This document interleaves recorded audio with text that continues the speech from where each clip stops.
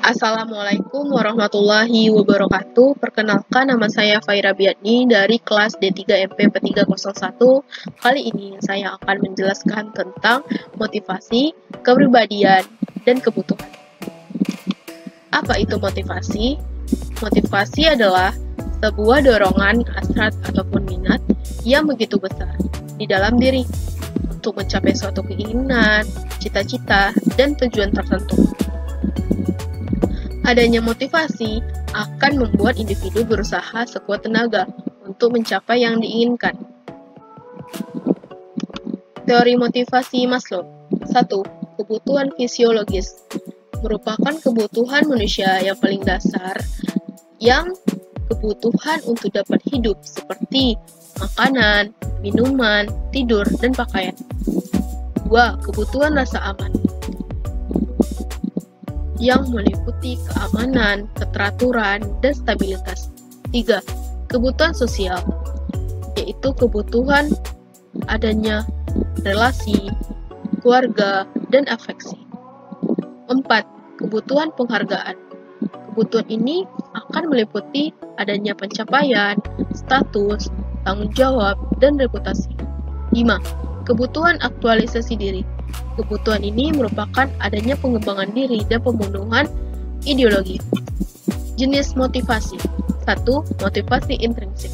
Motivasi ini timbul dari dalam diri individu sendiri tanpa ada paksaan dorongan orang lain, tetapi atas dasar kemauan sendiri. 2.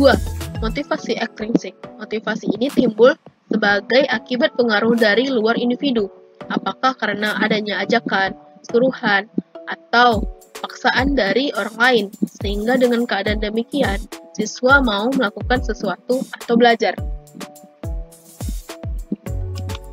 Contoh motivasi. 1. Mendapatkan gaji. 2. Beribadah.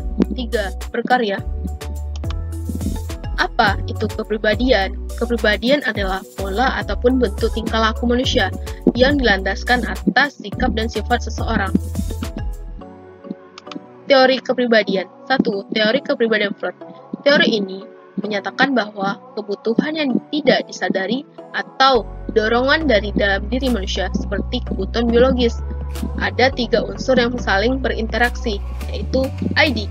Adalah aspek biologis dalam diri manusia yang ada sejak lahir, yang muncul kebutuhan psikologis seperti rasa lapar, haus. Superego adalah aspek psikologis pada diri manusia yang menggambarkan sifat manusia untuk tunduk dan patuh pada norma sosial. Ego adalah unsur yang bisa disadari dan dikontrol oleh manusia. Teori psikolog Neo-Freud atau teori sosial. 1. Komplain adalah kepribadian yang dicirikan adanya ketergantungan seseorang kepada orang lain. 2. Agresif adalah kepribadian yang dicirikan adanya motivasi untuk memperoleh kekuasaan. 3. Deteks adalah kepribadian dicirikan selalu ingin bebas, mandiri, dan mengandalkan diri sendiri. Kepribadian dan perilaku konsumen. Kepribadian ciri inovatif konsumen yang menggambarkan tingkat penerimaan konsumen terhadap produk-produk atau jasa. Dogmatisme adalah sebuah kepribadian yang mengukur tingkat kekakuan seseorang dalam menerima segala sesuatu yang tidak dikenal. Karakter sosial merupakan sebuah kepribadian ciri yang memiliki arti sebagai konsumen yang berorientasi kepada dirinya dalam membeli produk dan jasa, sampai kepada konsumen yang mempertimbangkan nilai-nilai yang dianut oleh orang-orang sekelilingnya agar diterima oleh mereka. Contoh kepribadian. Ketika ada seorang siswa di sekolah yang harus menyelesaikan perselisihan yang terjadi antara 2 orang teman. Keinginan untuk menyelesaikan perselisihan itu merupakan kepribadian. Apa itu kebutuhan? Kebutuhan merupakan keinginan manusia pada suatu barang ataupun jasa yang bisa untuk memenuhi kepuasan rohani dan jasmani demi kelangsungan hidupnya. Apabila kebutuhan manusia dapat terpenuhi, maka dapat dikatakan kehidupannya telah mencapai kemakmuran. Jenis kebutuhan. 1. Kebutuhan primer. Kebutuhan yang harus dipenuhi Jika tidak terpenuhi, dapat mengganggu kelangsungan hidupnya. Contoh, pangan, sandang, dan papan. 2. Kebutuhan sekunder. Kebutuhan yang timbul setelah kebutuhan primer, contoh, telepon, dan angkutan umum. 3. Kebutuhan tersier. Kebutuhan akan barang mewah, contoh, mobil mewah, dan kapal pesiar.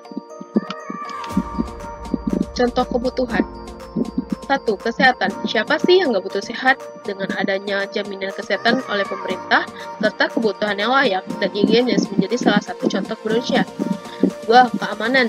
Jika lingkungan kita tidak aman, pasti kita akan merasa khawatir dan was-was.